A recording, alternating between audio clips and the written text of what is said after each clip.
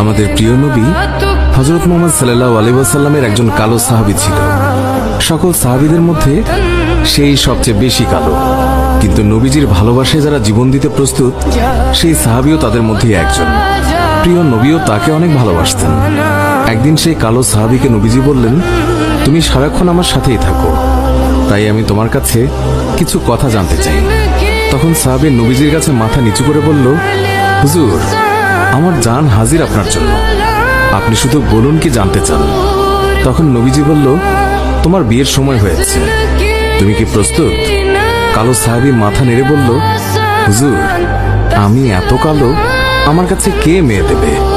নবীজি বলল, তুমি বিয়ে করবে কিনা বলো, তোমার জন্য আমি মেয়ে দেখব। এই কথা শুনে কালো সাহাবী খুশিতে কেঁদে ফেলল আর বলল, হুজুর, আপনি আমার জন্য মেয়ে দেখবেন, আমার কাছে এর থেকে বড় পাওয়ার কি হতে পারে? তখন নবীজি একটি পত্র লিখলেন আর তা কালো সাহাবীর হাতে দিয়ে বললেন, এই পত্রটি নগরীর বড় বাড়িতে গিয়ে উত্তর জেনে তারপর আমার কাছে আসবে। কিন্তু কালো সাহাবী জানে না এর ভেতরে কি লেখা ছিল। নবীজির কথা অনুযায়ী পত্রখানি নিয়ে নগরীর বড় বাড়ির মালিকের হাতে দিল। নবীজির কথা শুনে তাড়াতাড়ি পত্রটি খুলে ফেলল মালিক। তার মধ্যে লেখা আছে, আসসালামু আলাইকুম, আমি মুহাম্মদুর রাসূলুল্লাহ সাল্লাল্লাহু আলাইহি ওয়াসাল্লাম আপনার কাছে আমার কালো সাহাবীর জন্য আপনার মেয়ের বিয়ের প্রস্তাব করলাম। আশা করছি আপনি প্রস্তাব গ্রহণ করবেন এবং আপনার সুন্দরী মেয়ের সাথে আমার কালো সাহাবীর বিয়ে দেবেন।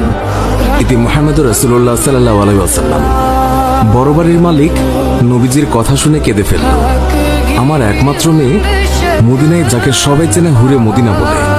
কিতাবে আছে মেয়েটি এতই সুন্দর যার জন্য মদিনার সবাই তাকে হুরে মদিনা বলে ডাকত। আমি এখন কি করি? নবীজি বলেছেন, এটাই অনেক আনন্দের কথা, কিন্তু ছেলেটি যে অনেক কালো। বিভিন্ন চিন্তায় মালিক চিন্তিত। কালো সাহাবী বলল, নবীজি কি লিখেছেন? আমাকে বলেছে উত্তর নিয়ে যেতে। মালিক বললেন, নবীজি বলেছেন তোমার সাথে আমার মেয়েকে বিয়ে দেওয়ার জন্য। তখন মালিক সাহাবীকে বললেন, বাবা, তুমি এখন যাও, নবীজিকে গিয়ে বলবে আমার মেয়ের সাথে পরামর্শ করে উত্তর পাঠিয়ে দেব। তখন নবীজির কালো সাহাবী মন খারাপ করে ফিরে যাচ্ছিল।